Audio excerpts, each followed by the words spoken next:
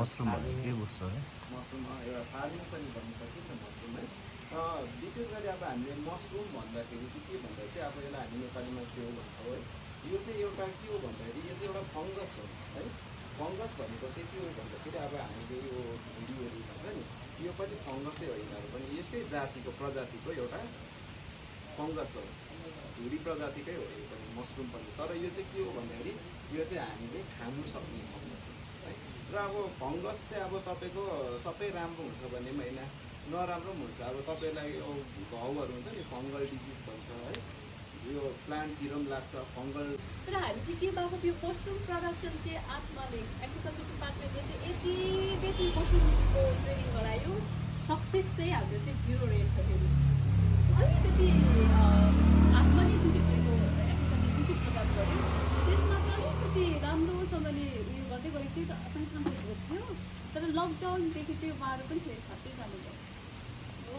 So त्यहाँदेखि चाहिँ हामीले चाहिँ डिसाइड गरेको थियो मसरुमको ट्रेनिङ चाहिँ हामी नगर्ने है, फाल्टो फाल्टो ट्रेनिङमा चाहिँ गर्ने। तर मसरुम आज जति सिक्यो त्यहाँदेखि उता पनि तपाईँले केही जिज्ञासा हुन्छ नि, कहिले केही प्रब्लम्सहरू हुन्छ नि, तपाईँले एनी टाइम हामीलाई कन्ट्याक्ट गरेर के प्रब्लम भयो होइन तपाईँले चाहिँ हामीलाई सेयर गर्नुहोस्। अनि यति भन्दै है सरलाई चाहिँ यो मसरुमको ट्रेनिङ गरेर चाहिँ त्यो यो नाउको बोलीले गर्दाखेरि चाहिँ के हुन्छ कि आइडिया चाहिँ थुप्रो छ अब तपाईँको तर सानो जग्गामा धेरै प्रडक्सन चाहिँ अब तपाईँको यो उयो नै ठिक हो। यो चाहिँ रुम खाली भएर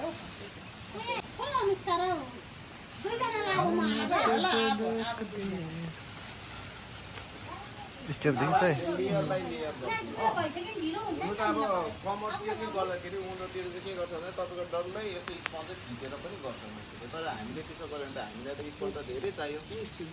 अन्त हामीले चाहिँ अब अलिकति इकोनोमिकली चल्दाखेरि चाहिँ अब हामीले लेयर बाई लेयर गर्छौँ। त्यसमा चाहिँ अब हामीले स्पन्जलाई चाहिँ के गर्यो,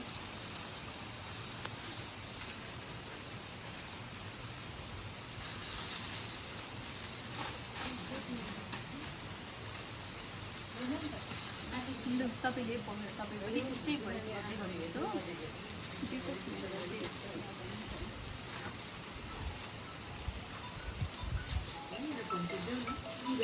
फर्स्ट लेयर कम्प्लिट।